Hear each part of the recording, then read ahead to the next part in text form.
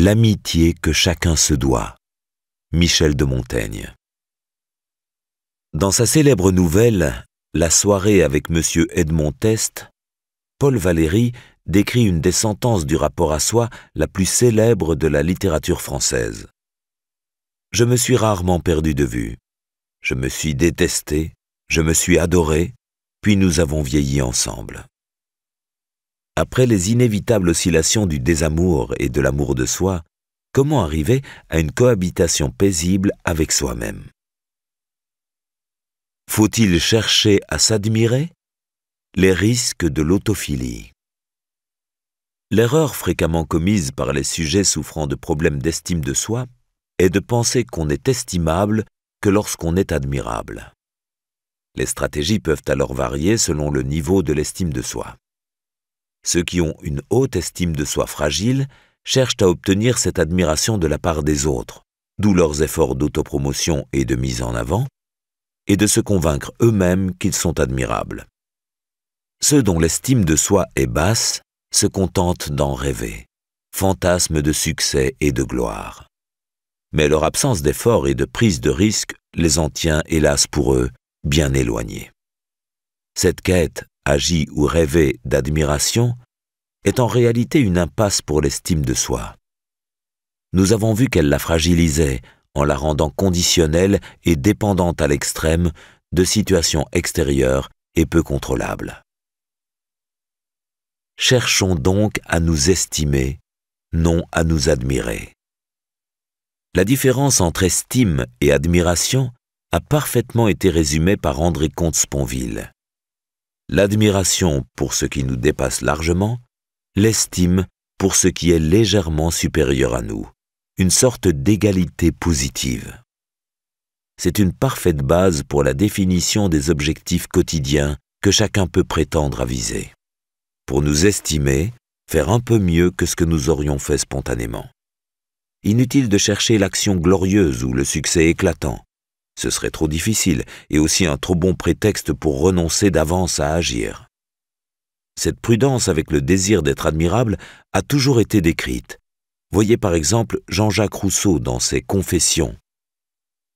Il me fit sentir qu'il fallait infiniment mieux avoir toujours l'estime des hommes que quelquefois leur admiration. Ou La Rochefoucauld, notre mérite nous attire l'estime des honnêtes gens et notre étoile celle du public.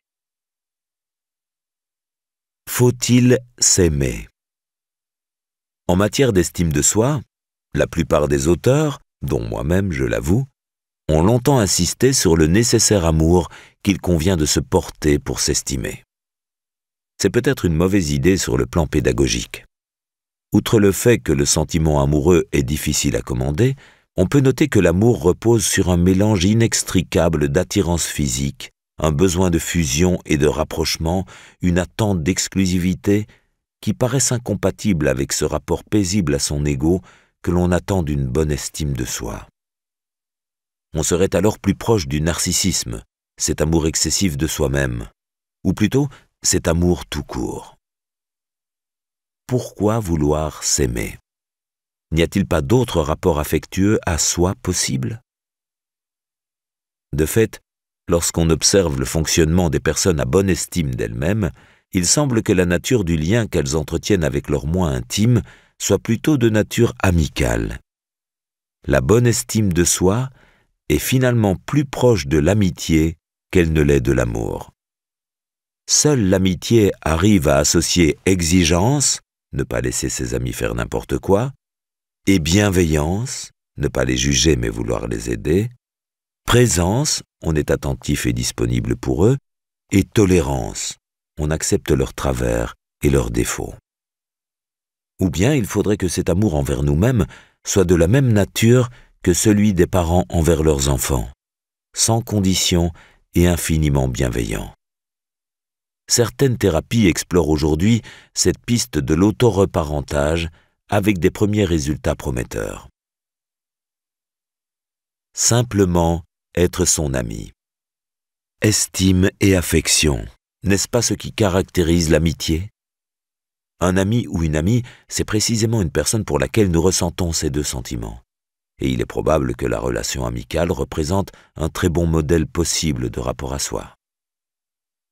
C'est ce que propose l'exercice dit du meilleur ami, un classique de la thérapie cognitive. Le thérapeute demande à son patient de noter ses pensées négatives lorsqu'il est en situation difficile. Par exemple, lorsque j'ai échoué à cette tâche, je me suis dit « Tu es vraiment trop nul, laisse tomber, tu n'y arriveras jamais ».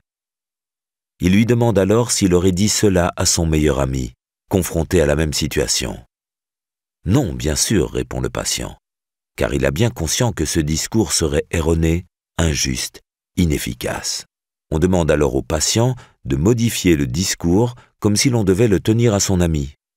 Que diriez-vous si un de vos amis avait été confronté au même problème? Le discours se modifie alors. À partir des mêmes faits, sa tonalité est plus douce et plus aidante, plus juste aussi. Bon, c'est dur, tu n'y es pas arrivé. Ce sont des choses qui arrivent. En travaillant, peu à peu, tu devrais pouvoir le faire. Et sinon, tu laisseras tomber si c'est trop d'efforts. On incite peu à peu le patient à avoir recours à ce type de discours intérieur envers lui-même. Pour ancrer le réflexe, on fait régulièrement des jeux de rôle où le thérapeute, à partir de ses notes, joue le rôle du patient qui s'autocritique de manière trop sévère et où le vrai patient doit jouer le rôle d'un ami au discours réparateur. Il doit ainsi réconforter, sans lui mentir, cet interlocuteur qui n'est autre que lui-même. On encourage le patient à avoir recours peu à peu aux verbalisations souhaitables.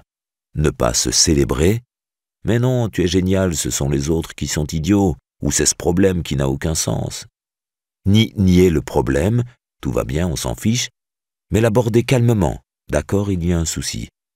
Ne pas généraliser, « est-ce aussi grave et définitif que ta déception te pousse à le croire ?» Souligner les solutions. Tu n'es pas le premier à avoir ces soucis, il doit y avoir moyen de faire face. L'apprentissage de relations auto-amicales. Certaines personnes arrivent assez facilement à établir cette relation amicale avec elles-mêmes. Elles prennent soin d'elles, ne se houspillent pas lorsqu'elles se déçoivent. D'ailleurs, elles ne se déçoivent pas. Elles constatent simplement leurs échecs et en tirent les enseignements. De l'affection sans passion, c'est ce qu'elles ressentent à leur égard.